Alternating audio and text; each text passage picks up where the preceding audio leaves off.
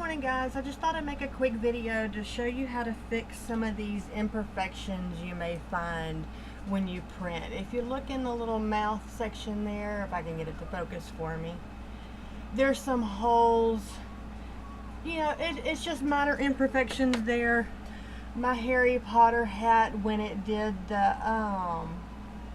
hat, you can see the edges just didn't come out quite right.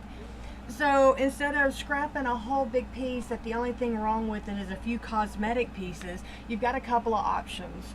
One, you want to sand. This is one of my detail sanders I try to use a lot. You can fill big holes with a Bondo, and you also have a primer sealer that actually has it's a little bit thicker, so it kind of goes in the grooves and kind of fills in your holes for you. By doing any of these, though, you are going to end up having to actually paint your finished product to get it a good clean finish again. So what I have found is at Hobby Lobby, in the wood burning kit, this little kit that's good for wood burning, soldering, but you see the little tip on this one, it kind of looks like a little flat iron. This has been my favorite tool. It comes with a few other pieces. It comes with a button that may be beneficial, but a whole lot of other, you know, weird little pieces for different purposes, just not good for this purpose. So what I do is I will sit here and let it heat up, and you just want to you want on and off real quick, because it doesn't take much to heat it up, and you just want to kind of just rub it, really, I hate to say it, just like an iron you would. And then you don't lose a big piece for, you know, a minor imperfection that's really fixable. And you can spend as much time on it as you want.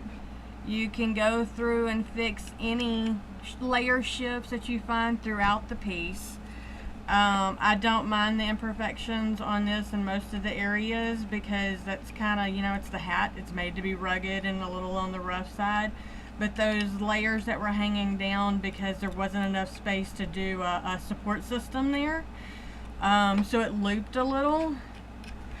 And in that short of a period of time, all of those loops are gone, and now it is a smooth finish like it should have been to begin with.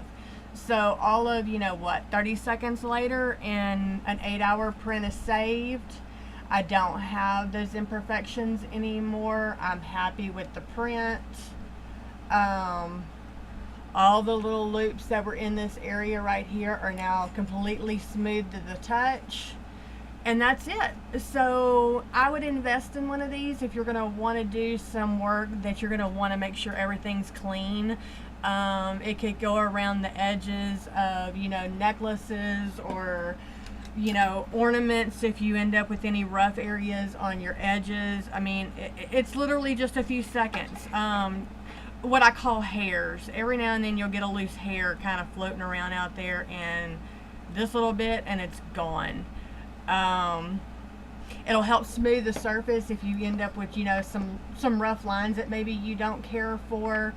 I prefer this method so much more than the filling and the bondoing and stuff like that, just for the simple fact I don't have to sit there and repaint everything. You can use acrylic paints. That was something else I wanted to show you. Hold on one second.